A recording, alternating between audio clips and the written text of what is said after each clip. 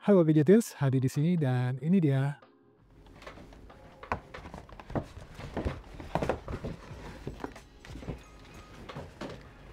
Oppo Find N5.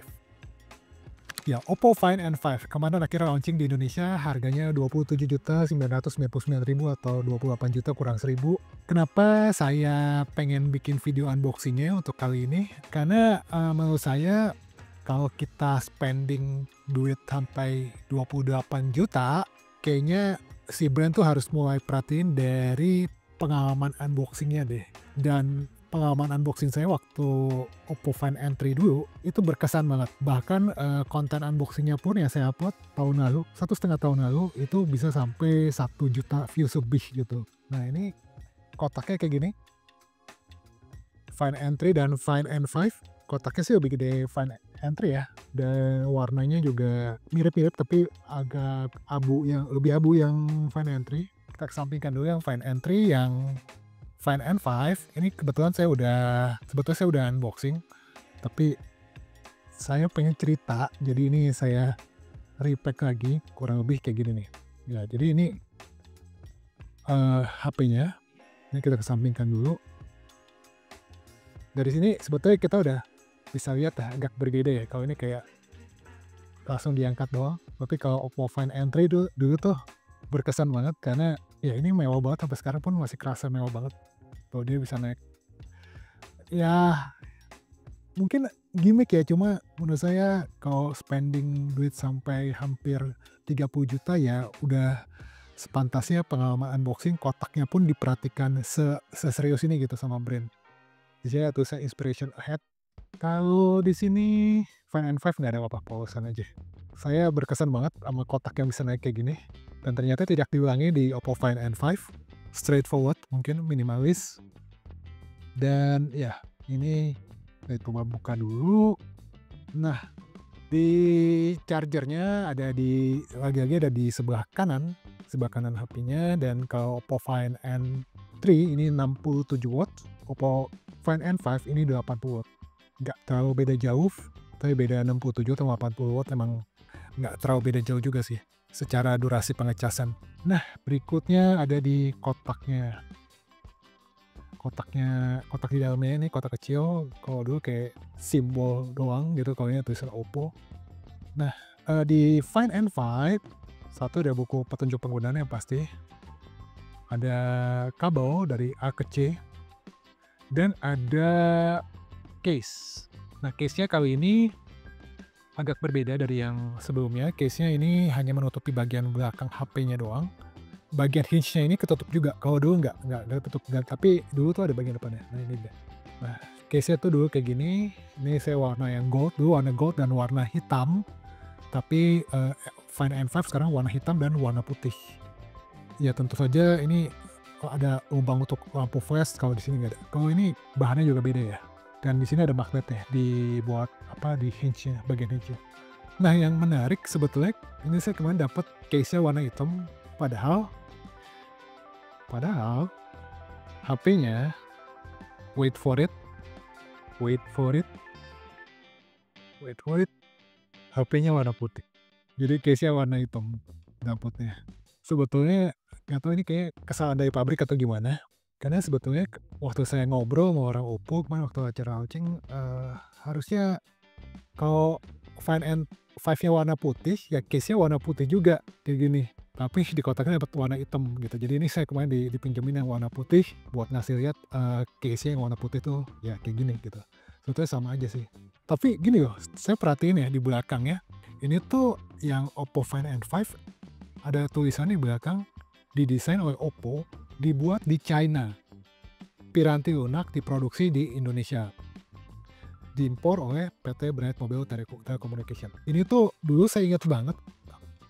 Nah, ini pun di sini masih ditulis didesain oleh Oppo, dibuat di Indonesia, diproduksi oleh PT tadi Bright Mobile Telecommunication. Saya ingat banget dulu Oppo saking bangganya Find N3, HP lipat kedua setelah Samsung, diproduksi di Indonesia. Mereka sampai ngundang saya dan beberapa teman-teman tech reviewer dan jurnalis buat liputan ke sana, buat ngeliat langsung gimana mereka produksinya. Dan itu benar-benar serius banget mereka produksinya. Jadi, mesin-mesin yang mereka datangkan tuh mesin-mesin khusus yang bisa dibilang apa ya, mesinnya itu nggak bisa dipakai tuh buat buat tipe HP lainnya gitu. Jadi khusus untuk HP lipatnya Oppo ini gitu, Find N5. Bahkan kayaknya kalau saya nggak salah ingat Flip pun, beda lagi mesinnya gitu. Dan mesin tuh gede-gede, ya harganya pun ya saya yakin miliaran. Oke, ini kan tadi box-nya seperti ini, terus satu lagi ada, SIM ejector terakhir, masih sama bentuknya kayak Smileys. Ini ciri khas Oppo dari dulu, tipe apapun, seri apapun dia SIM ejector-nya selalu, berbentuk Smileys. Dan ya ini ada plastik buat case-nya tadi yang Oppo Find N3. Terus di dalam kotak ada kotak lagi. Nah ini, SIM ejector-nya bentuknya Smileys juga. Ada safety guide, ada petunjuk penggunaan, dan terakhir ini ada apa ya namanya, Oppo Find N3 Premium Service, the exclusive benefit you deserve. Yang ajaib, ini kabelnya terpisah, nggak dimasukin ke kotak, tapi ditaruh di bawahnya gitu, jadi di bawah sini. Kabelnya sama dari A ke C juga. Gitu, ini Oppo Find N3, ini Oppo Find N5 yang baru. Beda 1,5 tahun, beginilah perubahannya. Selesai unboxing, kita langsung ngebahas desain HP-nya. Oke, sekarang kita ngomongin desainnya. Selama 1,5 tahun dari Oppo Find N3 ke Oppo Find N5, apa aja bedanya? Apa aja perkembangannya? Satu hal yang paling di-highlight dari Oppo Find N5 ini adalah ketipisannya. Betapa dia tipis. Jadi ini adalah foldable book style tertipis di dunia. Book style itu maksudnya yang dilipat 2 gini loh. Kan ada Huawei Mate X T yang dilipat 3 itu. Ini lipat 2. Jadi kalau pas lagi dibuka gini, ini ketipisannya 4,2 mm. Kalau ditutup itu sekitar berapa ya, 9,85 kalau nggak salah. Ntar editor akan nambahin teks di sini. Pokoknya tipis lah. Jadi dia mengklaim tuh ini ketipisannya lebih tipis dari paspor. Tapi kalau lagi dibuka, maksudnya bukan ditutup. Jadi kayak gini perbandingannya. Atau 2 buah koin gitu. 2 buah koin 500-an. Mereka sangat bangga dengan ketipisannya itu, tapi di sisi lain, ketipisannya ini, baterainya pun nambah gitu. Jadi bukan cuma nipis doang, tapi baterai kurang, ini baterai nambah. Sekarang pakai teknologi baterai yang baru namanya silikon karbon. Jadi ya itu dia, dengan ketipisan dengan baterainya jadi bisa menambah kapasitas, tapi dimensinya makin berkurang, makin tipis. Dan bukan cuma itu, bobotnya beratnya juga semakin enteng. Mereka sering bandingin sama mungkin iPhone 16 Pro Max. Jadi baik itu ketebalan ataupun bobotnya, beratnya itu cuma beda dikit banget dari iPhone 16 Pro Max gitu, yang notabene adalah candy bar gitu, bukan foldable gitu. Menurut saya sih udah achieve ya premis seperti itu gitu, karena waktu di generasi sebelumnya Oppo Find N3 ini, buat saya sih saya nggak terlalu berasa berat ya, cuma ketika orang tua saya pegang, saya kaget dengernya, spontan gitu bilang, HP lu berat banget. padahal saya nggak merasa berat, tapi mereka bilang berat banget tuh. Ya Oppo Find N3 emang lebih berat dan lebih tebal dibandingkan dengan ini Oppo Find N5, dan baterai pun lebih kecil karena ini pakai teknologi baterai yang lama. Ini 4800, ini 5600, jadi 800 mAh lebih gede. To be honest, memang problem isu terbesar dari Oppo Find N3 yang saya rasain adalah di baterai. Misalnya gini ya, kalau saya pagi berangkat ya keluar gitu, saya cas 100% full, terus saya pergi keluar, saya nggak bawa HP lain, bawa satu HP doang. Sore itu saya udah harus hemat-hemat. Jadi sore tuh mungkin udah sekitar belasan persen lah. Kalau nggak dihemat-hemat, ya sekitar habis isya, sekitar jam 7-an gitu, itu udah mulai di bawah 10%, udah mulai was-was gitu. Biasa udah mulai cari penyewaan baterai kalau ada yang tempat penyewaan baterai gitu. Karena saya tuh tipe orang yang suka males untuk bawa power bank atau bawa colokan charger gitu. Di Oppo Find N5 ini kan saya udah cobain juga sekitar seminggu. Saya nggak bisa bilang ini jauh lebih baik, tapi ini mendingan. Kalau misalnya ini sore di Find N3 sore saya udah harus cari charger, ini bisa lah habis isa jam 7 baru mulai cari charger gitu. Kalau mau angka-angka yang lebih akurat, nanti saya akan bikinin satu video lagi, video reviewnya. Nanti video akan lebih dalam, lebih banyak angka-angka yang terlibat di sana. Tapi untuk sementara saya pengen cerita lebih ke experience-nya aja sih sekarang ini gitu. Buat main game, saya kan main Mobile Legends ya. Kalau main dalam mode terbuka seperti ini, dari segi viewing angle itu lebih kelihatan lebih luas, lebih gede gitu. Cuma kelemahannya, costnya adalah jadi saya tuh harus ngebiasain lagi, belajar lagi kontrol yang di HP lipat ini gitu, yang HP yang kebuka lebar kayak gini untuk mode tablet. Karena saya dari dulu biasa main di HP yang standar gitu, HP yang candy bar. Tapi kalau ditutup kayak gini, main Mobile Legends kayak gini, kerasa tebel. Jadi nggak kayak kerasa kayak HP biasa gitu. Terbantu dengan semakin tipisnya Oppo Find N5 sekarang dan semakin enteng. Jadi saya ngerasa kayak kalau main Mobile Legends di sini ya kayak main di HP biasa gitu, kayak HP candy bar gitu. Oke, itu dari segi ketipisan kita move on. Saya tahu ada beberapa orang termasuk temen yang tech reviewer dan jurnalis teknologi yang secara kemampuan, secara finansial mampu buat beli dan pakai HP lipat, tapi mereka nggak mau pakai HP lipat sampai sekarang karena ngerasa ringkih gitu. Ya gimana setipis kayak gini gitu. Ngeri juga kalau kedudukan atau gimana ya. Cuma memang durability ini jadi satu isu yang dibahas banget sih sama Oppo sih. Mulai dari pemilihan bahan-bahannya gitu, sampai sertifikasi gitu, sampai pengetesan, pengujiannya segala semua diperhatikan banget.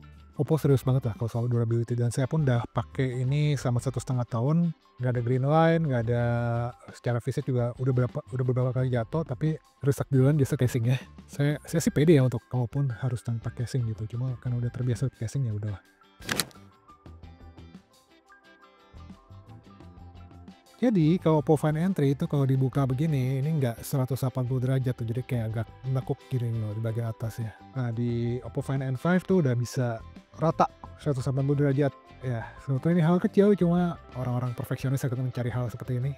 Untuk kris, saya sebetulnya tipe orang yang nggak terlalu mempermasalahkan kris ya, karena kris itu bekas lipatan di layar ya.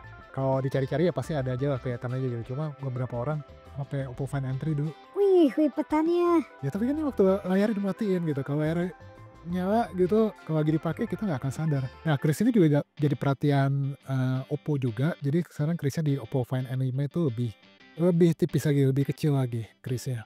Selain itu ada perkembangan yang cukup menarik juga. Kalau dulu di Oppo Find N3, Oppo Find N3 sertifikasinya bisa bilang nggak ada.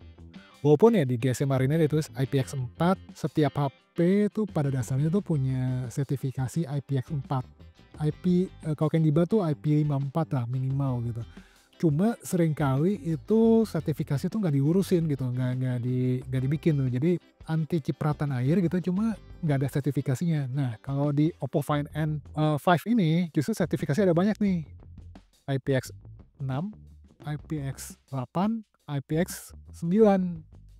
Diurusin tuh semua sertifikasinya. Kenapa disebut IPX? Karena X itu berarti sertifikasinya nggak diurusin. X di depan itu adalah harusnya sertifikasi buat debu. Jadi kalau kemasukan debu itu aman atau enggak gitu. Kalau HP candy bar itu semua udah biasa ada minimal IP54 lah, depan minimal IP5 lah gitu. Satu-satunya HP lipat yang ada sertifikasi anti debunya itu ada di yang resmi di Indonesia tuh cuma Samsung Z Fold. Itu ada sertifikasi IP4 atau IP5 gitu. Pokoknya dia ada sertifikasi IP buat debu gitu. Untuk update software mungkin belum banyak yang cerita ya. Saya baru nanya tadi ke pihak Oppo-nya kalau dulu di Oppo Find N3 update software ini update Android plus security 4 tahun. Nah di Oppo Find N5 ini update software 5+6 ada kemajuan. Memang tidak sepanjang Samsung ya. Sekarang Samsung HP 4 juta juga udah update software 6 tahun, tapi 5+6 udah oke lah, ada kemajuan gitu. Cocok buat dipakai buat jangka panjang. Secara spek juga udah lumayan ya, Snapdragon 8 Elite, tapi dia yang 7 core, karena aslinya tuh 8 core tapi yang pakai 7 core lebih hemat lagi lah baterainya gitu, lebih efisien. Semua di spek tertinggi, jadi RAM-nya 16GB itu LPDDR5X yang paling kencang. Storage-nya juga UFS 4.0 yang paling kencang, jadi buat dipakai 5-6 tahun ke depan aman. Jangan lupa tiap pembelian Oppo Find N5 juga ini ada namanya Oppo Premium Service. Jadi kalau ada kerusakan akibat kelalaian pengguna, misalnya jat atau green line gitu. Nah, green line kan dianggap kesalahan pengguna ya sekarang. Nah ini selama 1 tahun pertama ini bisa dapat ganti, tapi cuma sekali doang. One for each inner and outer screen. Jadi satu buat layar di luar, satu buat layar di dalam. Jadi selama 1 tahun pertama ada semacam asuransi kalau misalnya retak, kerusakan apapun yang karena kelalaian pengguna itu dapat bisa diganti gitu sama Oppo. Terus dia juga ada 1 year screen protector replacement. Oh ya, screen protector kalau yang di depan sih umum ya, gampang. Tapi kalau screen protector yang di belakang yang di dalam ini agak sulit screen protector khusus. Jadi harus diganti service center. Dalam setahun pertama ini kita bisa ganti 2 kali. Memang saya tahu ada beberapa kasus dia screen protector itu kayak lepas gitu loh, kayak bergelembung lah, nggak enak banget gitu. Dan kalau dibiarin, ya itu makin parah gitu. Kebetulan saya udah pakai 1,5 tahun sih masih aman-aman aja ya, nggak tahu mungkin ada beberapa kasus yang kebetulan saya nggak ngalamin gitu, amit-amit kayak gitu. Jadi ada seperti itu. Dan itu on top of garansi standar selama 1 tahun. Dan garansi ini berlaku internasional, yang artinya kalau kita lagi bawa HP ini ke luar negeri, selama di situ ada Oppo Service Center, kita bisa klaim garansi yang normal itu, yang standar itu. Oke, itu aja sih yang saya mau ceritain di video kali ini. Memang ini ya hanya video unboxing plus, saya lebih banyak cerita. Ya ntar video reviewnya akan menyusul setelah ini. Di video review nanti akan lebih detail, saya akan ceritakan gimana waktu dipakai buat main game, panas atau enggak, kameranya gimana, mungkin AI-nya yang ada di sini, ada AI apa aja gitu, apakah berguna atau enggak. Nah, nanti akan ada di video berikutnya yang lebih detail. Kayaknya cerita saya udah lumayan panjang. Terima kasih udah nonton sampai selesai. Saya Hadi Gunawan, di belakang kamera ada Tama. Kami undur diri, kita jumpa lagi di video berikutnya. Cheers!